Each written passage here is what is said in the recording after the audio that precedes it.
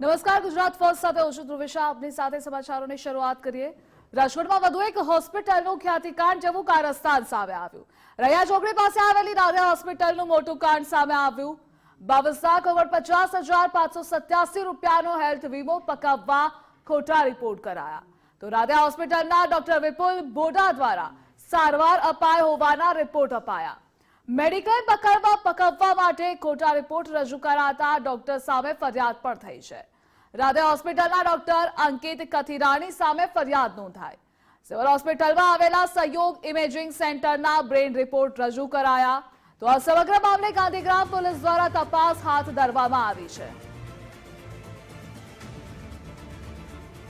અને આ મુદ્દે સંવાદદાતા રહીમ જોડાયેલા છે. રહીમ, ખ્યાતિકાંડ જેવું જ વધુ એક કારસ્તાન રાજકોટની એક હોસ્પિટલનું સામે આવ્યું છે. કેવી રીતે આખું કારસ્તાન તેઓ કરતા હતા તે જણાવશો.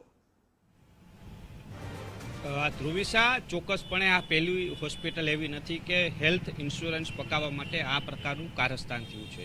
અગાઉ સારવારના નામે વોકાટ હોસ્પિટલ છે તે વિવાદમાં આવી ચૂકી છે. તો બીજી બાજુ અગાઉ ગાંધીગ્રામ પોલીસ સ્ટેશન મથકની અંદર પણ ફરિયાદ નોંધાઈ હતી. રેલનગરની હોસ્પિટલ છે, ગાંધીગ્રામમાં આવેલી હોસ્પિટલ છે કે જેના દ્વારા પણ ખોટા રિપોર્ટ છે તે રજૂ કરી હેલ્થ ઇન્સ્યોરન્સ પકાવવામાં આવ્યું હતું.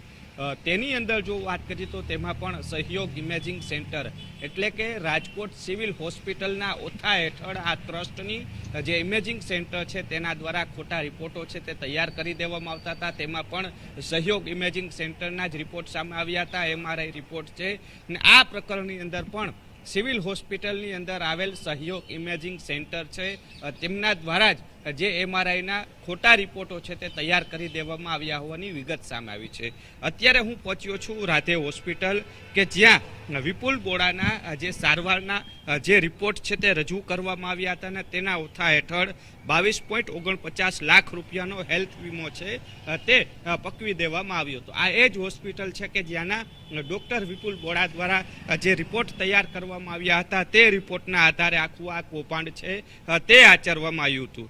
ગાંધીગ્રામ પોલીસ મથકની અંદર ડોક્ટર અંકિત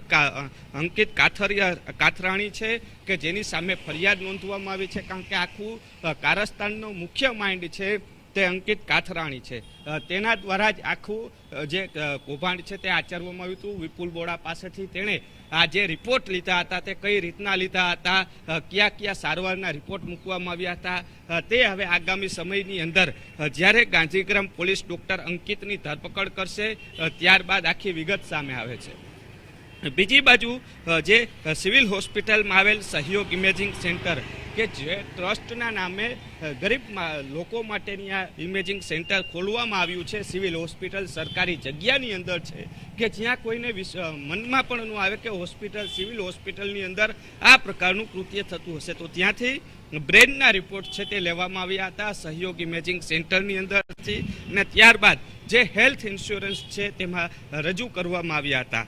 જોકે આ સમગ્ર મામલે જે ઇન્સ્યોરન્સ કંપની છે તેના દ્વારા ગાંધીગ્રામ પોલીસ મથકની અંદર ફરિયાદ નોંધવામાં આવી છે અને જેમાં ડોક્ટર અંકિત કાથરાણી સામે આ પ્રથમ ફરિયાદ છે તે નોંધાણી છે એટલે તેમના નામ જોગ. બાકી તપાસમાં આવશે. ડોક્ટર કાથરાણી છે તેની અંકિત કાથરાણીની પૂછપરછ કરશે.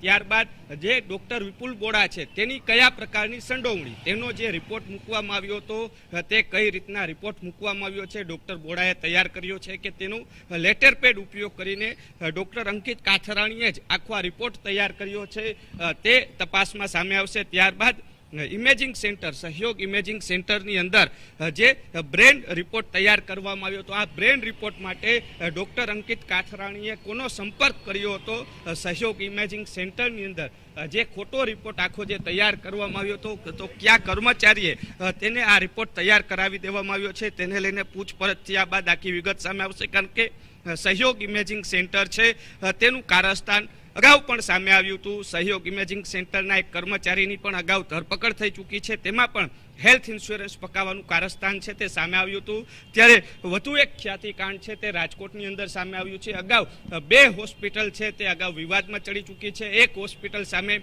ફરિયાદ પણ નોંધાઈ ચૂકી છે. ત્યારે વધુ એક હોસ્પિટલ છે તે ખ્યાતિકાંડ જેવા જ કારસ્તાન એટલે કે હેલ્થ ઇન્સ્યોરન્સ પકાવવાના કારસ્તાનમાં સામે આવ્યું છે અને ગાંધીગ્રામ પોલીસ સ્ટેશનની અંદર ફરિયાદ નોંધાઈ છે અને હવે સમગ્ર મામલે તપાસ છે તેની ધમધમાટની શરૂઆત થઈ છે. જી જી રહીમ, જોડાવા બદલ આભાર આપનો.